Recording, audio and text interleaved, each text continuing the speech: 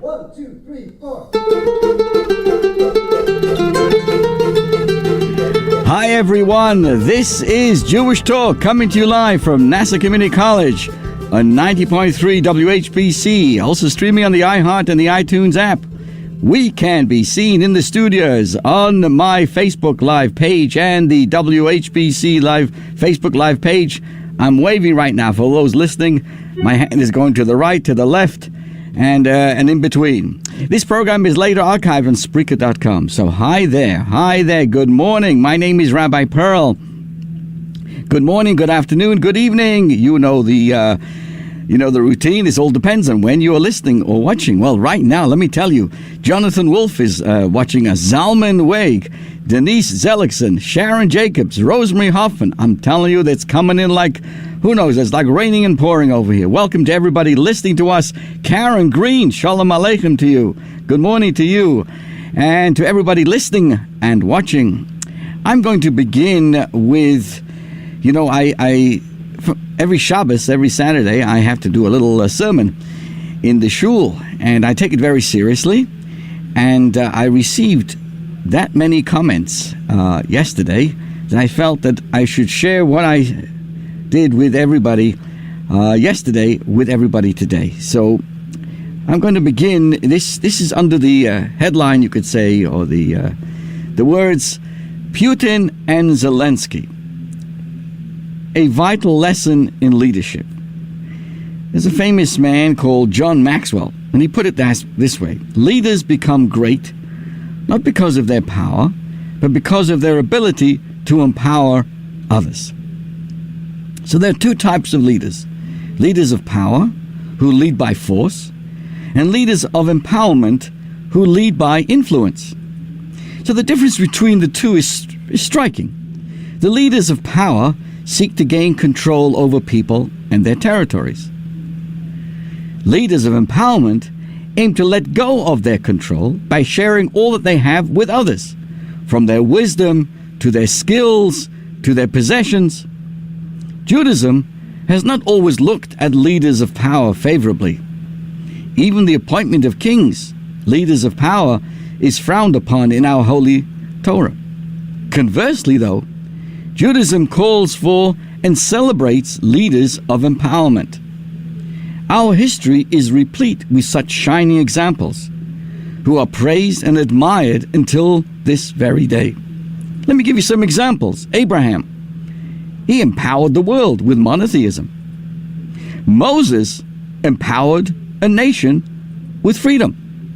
Queen Esther empowered her people with her courageous stance against tyranny. Of course, the holiday of Purim coming up on the eve of Wednesday, March 16th into the 17th. And the list, of course, goes on. Leaders of empowerment are oftentimes powerless. They don't have governments or armies. They have no spy agencies, police forces. Yet they possess a voice of truth, a heart of love, and a soul on fire. And while yesterday's leaders of power have long disappeared into the dustbin of history, our leaders of empowerment continue to influence and inspire us all until this very day. So what have we seen? What have we seen in the last week or so? A clear juxtaposition between two models of leadership. On the one hand, we have witnessed an army led by a leader of power who invades a neighboring country, wreaking death and destruction. So you see, we have so much to appreciate, and how we must be careful to understand the difference between these two leaders. What's important to note that every one of us has that powerful, you could say, gene of leadership inside of every one of ourselves. There's a little Moses, so to speak. We all have the ability to empower the world through our example, through our involvement, and making a difference in this world. I want to say hello to everybody again, listening and watching. Good morning to Levana, Lichter, Linda Zellickson, good morning. To Jean Marie, thank you so much. To Patty Fuchs, good morning, and Shavua Tov. Let's now shift a little bit to think about the upcoming holiday of Purim, which is Wednesday evening, March the 16th, and all day Thursday, March the 17th. Every synagogue and temple will have celebrations, Megillah reading. We invite everyone to our congregation. You're more than welcome on the evening at 7:30 for the reading of the Megillah. Come to Mineola and get the whole Megillah. In the morning, those who like to come early in the morning for the morning services, 7 a.m., followed by a Megillah reading about 7:35. And then in the afternoon, late afternoon, we have a Megillah reading at 4:45, followed by a wonderful buffet dinner, our Purim party complete with a magician and mentalist. I'm telling you, you shouldn't know from it. Come and join us and enjoy the spirit of Purim. Now, there's a strange Jewish custom associated with Purim that materializes on Purim, is that we get all dress up in costumes. Whatever you mask or costume you use, the common theme is identical. We try to look like someone or something else than our regular self. Okay, very good. Why do we do this? What's the meaning behind this custom? You might say, well, this is like the Jewish Halloween. Someone decided to create more fun on Purim. But in truth, every Jewish custom has profound depth and meaning. And there is an expression by the sages of the Middle Ages, Minig Yisrael Toirahu. A Jewish custom is to be treated like the Torah itself. This means not only that Jewish customs are important, but can be analyzed, studied, and dissected as the Torah itself. So, the custom of getting dressed up on Purim captures the very theme of this holiday. And it is a theme that we must recall today as we talk about the different leaders in the world and the confusion that's happening now in Ukraine and the surrounding countries. Let's talk about the story, the Megillah itself. In a book famous for its conciseness, the story of Esther stands apart as one of the most detailed and intriguing in the entire Torah. It reads like a novel. It's filled with suspense, with mystery and drama, where events in the opening of the narrative are understood only at its conclusion. Let's just briefly review it. The story opens with an unexplained, outrageous, and over-extravagant affair. It's thrown by a party animal of a king that slowly develops into a breathtaking roller coaster of sinister plots, unlikely heroes, hilarious ironies, and ultimately inspiring salvation. So the book of Esther, in so many ways, charts the cycle of Jewish history in the diaspora and provides direction and answers to many contemporary questions, even of our time. Good morning. We want to welcome Michael Weingart from Germany, no less. Thank you, Michael. And Jeffrey Hirsch, good morning to you. The biblical thriller, the book of Esther, opens with a Persian king, Ahasuerus, who throws a party. We call it a Kiddush, but it was a party for 187 days. On the final day, the man is completely drunk. He summons the queen to show off her beauty. She refuses. No, the despot has her killed. That concludes chapter 1 of the book. In chapter 2, we read of the king's depression over the loss of his wife. He now searches for a new queen to replace Vashti. This search goes on for years. 4 years after Vashti's death, Esther becomes the new Persian queen. Chapter 3 begins 5 years later, when the king appoints Haman as his top aide. Haman influences the Persian monarch to exterminate every last Jew living under his 127 provinces. Then, in a series of stunning events, from chapter 4 onward, Esther manages to transform the situation. This wicked man called Haman is killed, and everybody is saved. We are here to tell the story. and the prophets and the sages of the time establish a day of salvation as the eternal Jewish holiday called Purim, when there's a mitzvah to read and listen to the actual story recalled in this biblical book of Esther known as Megillah, the Megillah Esther. Now, when we read the Megillah in the synagogue, we listen to the entire book, from chapter 1 all the way through chapter 10. We're going to listen, we're going to read and listen to the entire book in order to fulfill our obligations. You can't start off in chapter 2 or chapter 3. Now, why would that be? Think about this. Why would there be a religious obligation to listen on Purim to the story in the very first beginning of a Persian king's feast, of how he executed his first queen? And these are interesting historical stories, but it's part of the obligation to listen to those details. Why is it that we fulfill the mitzvah here in the Megillah only if we learn of the fact of the details of the king's 187-day party? No, true, if Vashti would not have been killed, Esther would not have become queen and would not have been able to save her people. Okay, yet this is only like a pre-requirement or prerequisite of the story, not the story itself. So why is it that if someone decides to skip chapter 1 and go straight to chapter 2, they have to rehear the Megillah? They have not fulfilled the mitzvah. We all know that you can get away reading a novel and mastering it even if you skip the introduction, the details that describe the events prior to the main story and the plot. So I take you back to a gathering in 65, I should say, when the Lubavitcher Rebbe answered this question beautifully, and to appreciate how it applies to the world that we are living in today. Chapter 1 is not an introduction to the story. It does not consist only of the facts that led ultimately to the actual Purim story, where Esther becomes the queen, Haman becomes the minister, and he plots the destruction and she saves the day. Rather, that it is an actual part of the story. The story the Megillah is trying to convey is that an insane, ridiculous feast that a Persian leader makes for 187 days is really all orchestrated by the master of the universe to lead to the delivery of his people. This essentially is one of the key messages of the whole Megillah.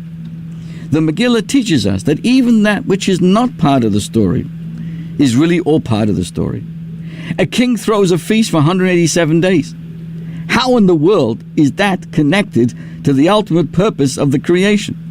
How does that contain meaning? How is that in any way related to God's plan for his world?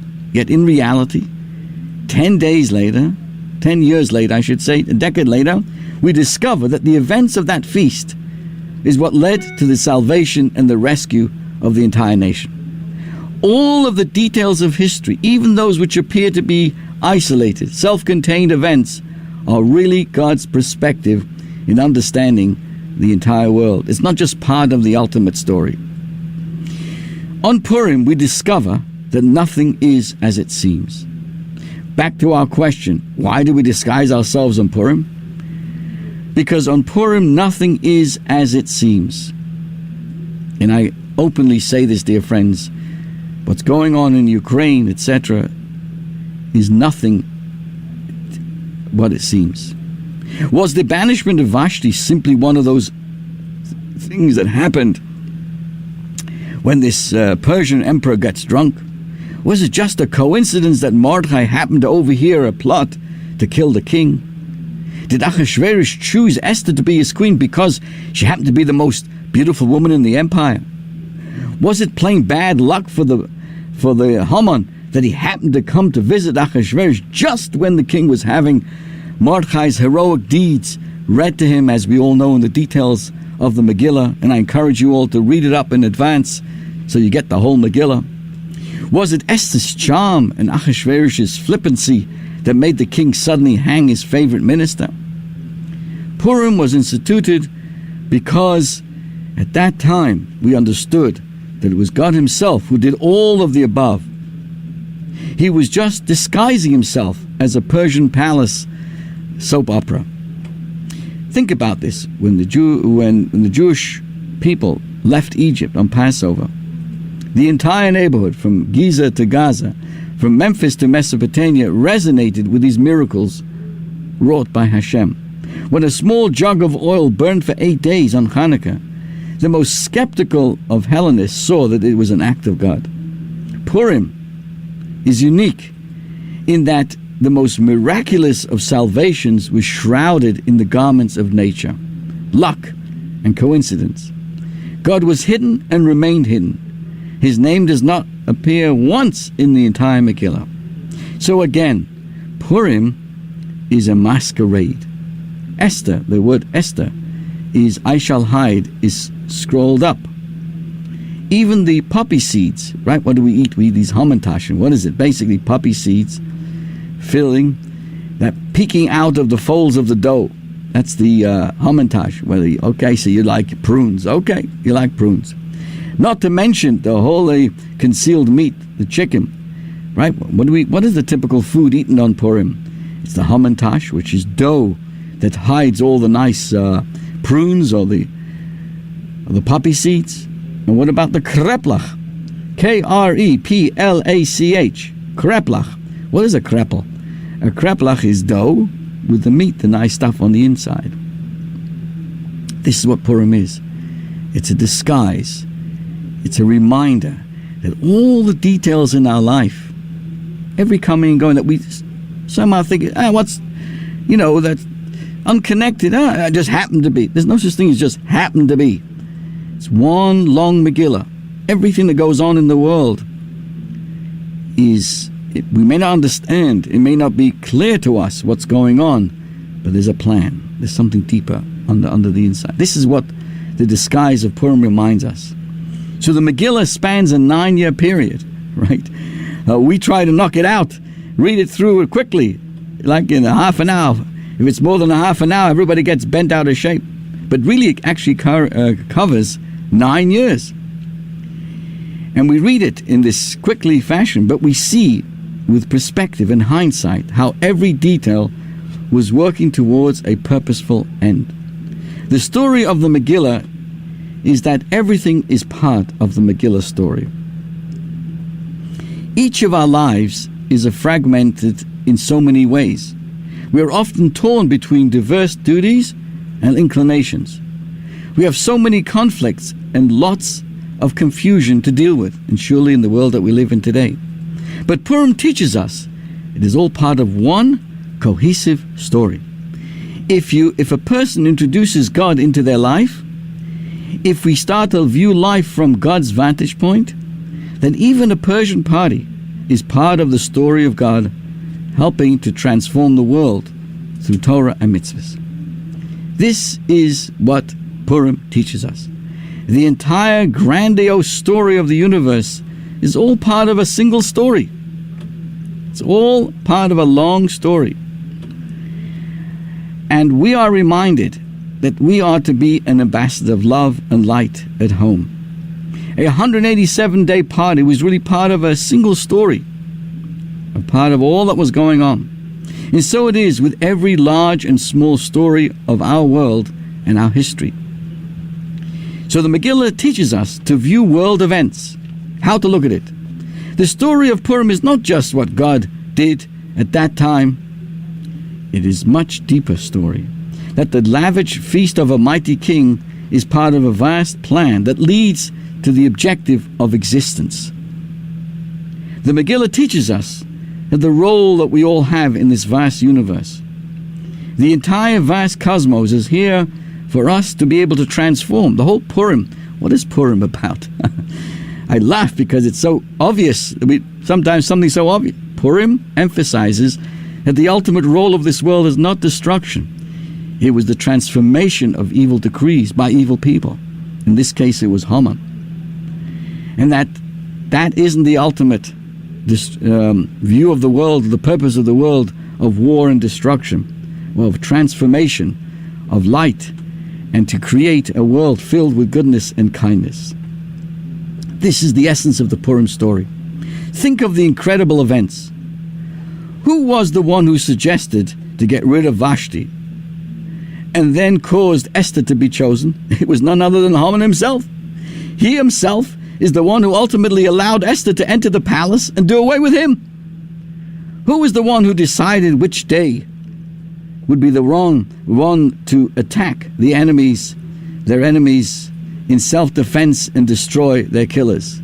It was Haman. He chose to destroy his terrible decree was to be on the 13th day of Adar. And guess what? That was the day when they destroyed the enemies. To this very day, Wednesday, March the 16th, is called the fast of Esther. So you see, there's so many, things. Who was the one who prepared a tree that ultimately Haman was hung on? None other himself. He made the tree to hang up Mordechai, and in the end, that was his final resting place. Who decided that Mordechai would be dressed in the royal garments, driven on the king's horse, and led throughout Shushan with a great fanfare and honor? It was Haman himself. For it was he who suggested to the king to do this, thinking it would be done to him. It was basically Haman who arranged for the destruction of the Jewish people, and it was the same Haman who, in his very plotting to destroy, created the catalyst for the salvation. So why all these ironic twists? For that is the very message of Purim. Even that which is not part of the story is really part of the story. Even that which seems opposite to the story is really part of the story, even if we can't recognize it at the time. Think about this as we look at the world and pray for the well-being and the peace in the Ukrainian country, for everybody there. The name Purim, by the way, the name Purim is the Persian, the word Purim, the Hebrew name, or the name that we give for this holiday is called Purim. It's actually a Persian word, which means gorel, a lot. Haman cast a random lot to determine the right day to do his evil diabolical plan. But then, why do we call it Purim in the plural, not Pur? This captures the message. In the end, Haman's toss of the Pur happened within a grandeur context of more profound Pur, or a lot. Haman not only could not derail the divine scheme of things, but perversely he furthered and promoted it in the most profound way. Why? Because there was another Pur dominating, incorporating, and adjusting to all these crazy things. It was a grand play of mice. What I mean is that's a lot of Pur going on, so to speak, a lot of lots going on. And I want to share with you the story. Again, what's the expression? Mensch lacht, a Mensch tracht, and Gott lacht. Which translates, a man thinks, a man plans, but God laughs. I want to tell you a little story to show you that unrelated events are really all connected. And I want to say thank you to Linda Zellickston and to Osnas Beck. Thank you so much. Mazel tov to you on your presentation of your Gimel class in East Meadow Jewish Center as you share your Siddur. And okay, so let's. I want to tell you this quick story. In 1840, the first Opium War took place between China and Britain. It was essentially a conflict about foreign trade in China. Finally, in 1842, the Treaty of Nanjing was signed, which essentially turned Shanghai into an international city, open freely for trade for people of all countries. Now, if you were reading a newspaper in 1842, you would not see in this story anything essential to the story of the Jewish people and the general mission in this world. Okay, just another bloody and tragic conflict in the East. But exactly 100 years later, we all discovered that this was part of a tapestry of events that saved generations of Jews. What am I talking about? There was only one city in the world where Jews, fleeing Hitler, can enter and stay without a visa. It was Shanghai. They were refused entry into every other country, including US, Britain, Palestine at that time. As a result, some 60,000 Jews were saved from the gas chambers by fleeing to Japan and from there to China, where they remained during the Holocaust. There are hundreds of thousands of Jewish people alive today because in 1840, a war between Britain and China opened the gates of Shanghai to refugees. My friends, this is the story of Purim. This world has a director. He puts us here for a purpose, and every event in the world leads to that purpose. We must never forget that we are central players in the drama of history, and our actions, every good deed that we do, can tip the scale, the whole world. We all have the power to influence and impact the entire world. Let us remind ourselves to use it in a positive manner. So today, as you go about your work and your preparations for Purim or whatever you're planning today, think a little bit about what's going on in Ukraine. Pray for the well-being. Find a way to bring peace there.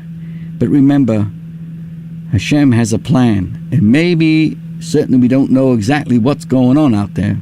We pray for the end of war, where all the weaponry will be turned into plowshares, as it says on the wall from Isaiah at the UN. And very speedily may we see the ultimate transformation of all negativity and war into a world filled with goodness and kindness with the coming of the redemption. This is your host, Rabbi Perl, wishing everybody a wonderful, safe week, sei gesund, and all the best to you. Thank you again, everybody.